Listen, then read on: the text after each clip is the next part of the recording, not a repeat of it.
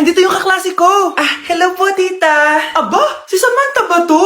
Tumaba ka, Iha. Ano nangyari sa'yo?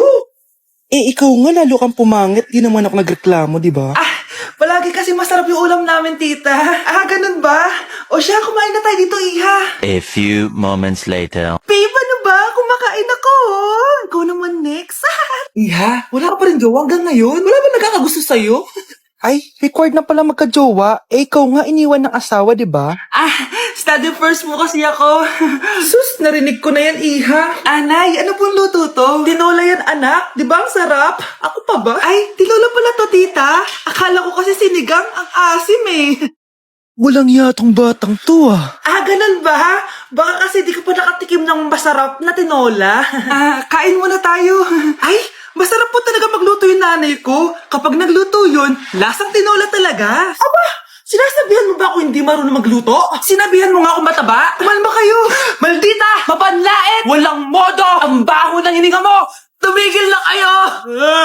Anak, huwag na kayo mag-away! Nay, bakit nandito ka? Dahil siya, ang totoong nanay. Siya yung totoo ko, nanay?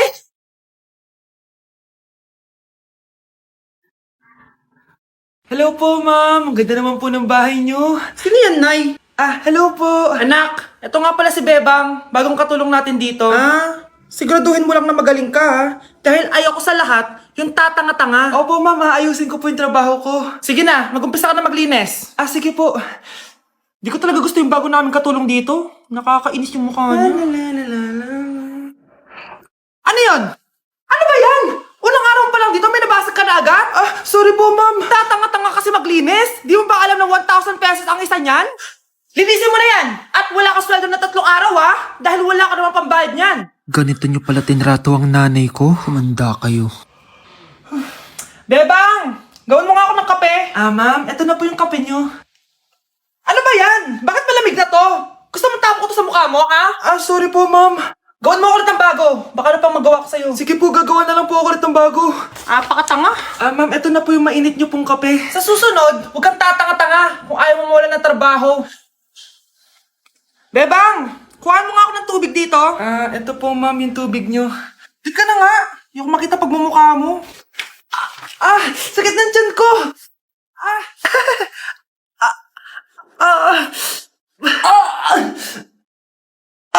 Anak! Lumabas ka muna dyan! Gusto mo lang mainit, ha? Tignan ko na lang kung hindi kumulo yung tiyan niyo dito. Ma'am, eto na po yung mainit niyo pong kape. Eto po, ma'am, yung tubig niyo. Hindi ko kayo mapapatawad sa ginawa nyo sa nanay ko. Nag-uumpisa pa lang ako sa paghihiganti ko sa inyo. Wow, Edward! Ang ganda naman ng bahay mo. Simula ngayon, Scarlett. Dito ka natitira, ha? Masanay ka na. Matanong ko lang, bakit pala gusto mo akong panagutan? Di ba, iniwan mo na ako? Scarlett, hindi naman talaga kita iniwan. Alam mong, kinailangan ko lang sumama ng matagal sa ibang bansa. Kasama yung mga magulang ko. Ang importante, nandito na ako, Scarlett. Bubuo na tayo ng pamilya. Ang sarap naman pakinggan nun. Scarlett, bakit? Ang sakit ng tiyan ko! Ha? Teka lang, tatawag ako ng nurse, ha? Diyan ka lang. Edward. Buti na lang dumating ka, tita. Ako, Edward, salamat sa pera, ha? Makakasiguro kang kay Scarlett Lato mapupunta. Bakit nandito yung babaeng yan, ha? Paalisin niyo yan! Anong nangyayari? Scarlett? Anak, di mo ba kilala? Nanay mo ko. Hayaan mo, baka dala lang ng pagbubuntis niya. Tawag lang po ako ng nurse, ha? Scarlett, dyan ka lang, ha? Edward, wag mo ko iwan, please! Wag mo ko iwan dito sa babaeng to! Akala mo ba makakatakas ka sa akin? Binigyan ako ng malaking pera ni Edward, oh. Nakuha ko na yung gusto ko. Ngayon, pwede ka na mawala. Nay, wag po, please. Scarlett, pigilan niyo babaeng yan! Brianna? Tita, anong ginagawa niyo kay Scarlett, ha? Wala. Ina-adjust ko lang yung unan niya. Napakasama mo, tita. Sariling anak mo, papatayin mo. May ipapakulong ako dito. Ano? Kulong? Edward, nakatakas siya. Scarlett, hayaan mo na siya. Hindi ka na niya pwedeng saktan, ha? Paano yung pera? Buti na nakatakas ako. At least may cheque naman ako.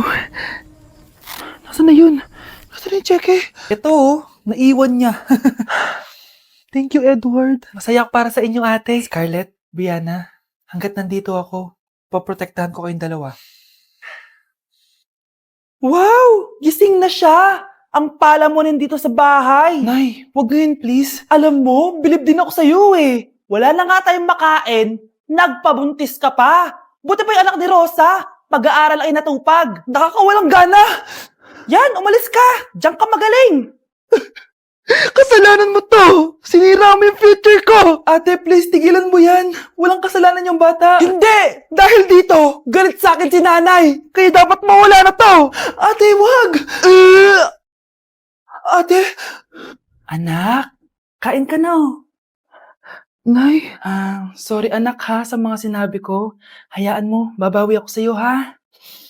Thank you, Nay. Nay, sumasakit yan ko. Nay. Oo, yung pinag-usapan natin ha. Hihintayin ko ng mga anak tong babaeng to. Pag nabigay ko na yung bata, ibigay mo na agad yung pera sa akin ha. Palak ibenta ni nanay yung anak ko. O anak, okay ka lang? Walang hiya ka, Nay! Ang sama mo! Akala ko, totoong nagbago ka na. Pera pa rin pala yung nasa utak mo. Abay, bakit? Wala ka nang pakinabang dito. At least yung anak mo, mapapakinabangan ko. Wala ka namang papakain dyan eh. Napakasama mo! Lalayas na ako sa impyernong to! Sige, lumayas ka! Sino tinakot mo? Tignan natin kung saan ka pupulutin. Hello, Bes. Hello, Bes. Kilala mo ba si Edward? Oo, Bes. Siya yung ama ng dinadala ko. Mayaman pala sila, Bes. Gusto kanyang makita kasi gusto niyang panagutan yung baby mo. Talaga? Oo, Bes. Ito na yun, Bes. Bes, hindi mo na kailangan magtiis na nanay mo. Hindi pwedeng anak ko lang ang makikinabang sa yaman ng lalaking yun. Dapat ako din. Hello, nalipat na naman ako. Nasaan na naman yun? Ha? Kailan pa nag-aircon sa classroom namin? Alamig. Class, bring out your iPad and Apple Pencil. Mag-lecture tayo, okay? Kopyahin niyo yung nasa projector. Ano daw? iPad na gamit ngayon? Grabe, ang yayaman naman ng mga tao dito. Ma'am, pwede po ba ako magsulat sa notebook? Ha? Wala kang iPad? Class, di ba nasa school requirement natin na dapat may iPad kayo, okay? So, babalik ka na sa nanay mo. Di na uso yung notebook dito. Wala naman kaming pambili nun eh.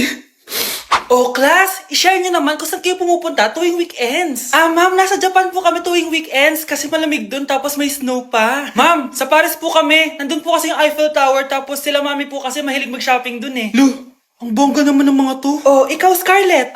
Sa kwarto ko lang po, ma'am. Kailangan po ba umalis?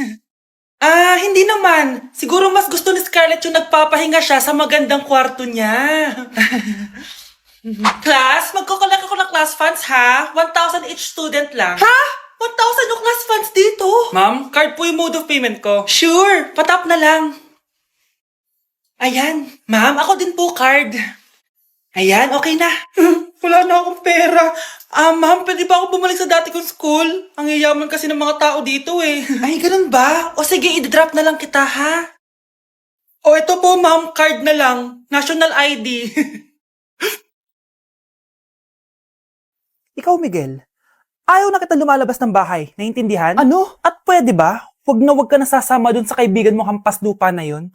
Dahil ayaw ko ng ganong klaseng tao ang magiging kaibigan mo. Ma! Para sumusobra ka na ata! Sobra na ako nasasakal sa'yo! Tsaka tumatanda na ako! Anak pa din kita! At nanay mo ko. Kaya sundin mo ang gusto ko. Pero nay, gusto ko si Scarlett! Parehas kami ng nanay ni Michael. So ibig sabihin nun, magkapatid kami? Sinong kapatid mo, anak? Wala po, tay. Bakit po? Anak, wala na ako sa trabaho. Tay, pero wag ka mag-alala, anak. Iisip ako ng paraan. Hindi tayo maghihirap. Magtutulungan tayo dito, tay, ha? Kaya natin to. Salamat, anak. Susan, sure ka ba dito? Last money ko na kasi to, eh. Magtiwala ka lang, Ramon. Para sa anak mo. O, ito na mga pinagawa mo, ha? Magbenta na tayo. Tara na. Sige, tara. Scarlett, ayaw sa'yo ng nanay ko. Ayaw niya akong magipagkaibigan sa'yo. Pero hindi niya ako mapipigilan. Michael, may kailangan din ako sabihin sa'yo. Yung nanay mo, tsaka yung nanay ko. Kailan ka pa natutong hindi sumunod sa akin, Michael, ha? Ma, dahil ba sa babaeng to? Please, tama na! Ayaw mo talaga makinig sa akin? Pwes, ipapadala na kita sa US at doon ka na mag-aaral. Michael! Hi, Bes! I'm back! Oh, Bes, pupunta ka ng ibang bansa? Hindi. Dito nakatitira sa inyo. Hi, tita! Anong ulam? Samantha, halika na dito, Be. Niluto ko paborito mo. Yan yung gusto ko sa'yo, tita eh. Oh, Scarlett, lagay mo na nga to sa kwarto ko. Kwarto mo? Ang kwarto ko ay ang kwarto mo. Wawa. Ano kaya pwede kainin dito? Ano ba yan? Bakit walang laman? Grocery naman kayo, Bes. Sorry po, Nakakahiya naman sa'yo. Mahiya ka talaga. O, ito na lang lutuin mo. Walang ya talaga tong babaeng to. Lagyan ko kaya to ng lason. Ay, tita, sobrang lakas uminom niya ni Scarlett. Tapos puro lalaki pa yung mga kasama niya. Aba, humanda talaga sa akin yung babaeng yan. Walang yatong si Samantha. Sinisiraan pa ako sa nanay ko. Bes, kailan ka uuwi? Anong uuwi? Hindi na ako uuwi, Bes. Inampun na ako ni tita. Ay, hindi. Umalis ka na. Ginagawa mo akong katulong dito. Tapos kung ano-ano pa sinasabi mo sa nanay ko. Oh, anak, ba't mo naman pinapaalis si Samantha? Wala namang ginagawa masama yung tao eh. Oo nga, ang bait ko kaya. Kung hindi siya aalis, ako ang aalis. Friendship over na tayo, Samantha. Lalayas na ako sa bahay na to. Parang mas anak pa ni nanay si Samantha. Alam mo na ba yung nangyari kay Samantha? Bakit? Ano meron kay Samantha? Tignan mo to. Nay! Nay! Oh, di ba lumayas ka na? Paalisin mo na yan si Samantha! Sino siya, anak? Tinawag mo bang anak si Samantha? Ay, hindi ko alam, Nay. Paalisin mo nga yan. Hoy, babae! Kung sino ka man, umalis ka na dito.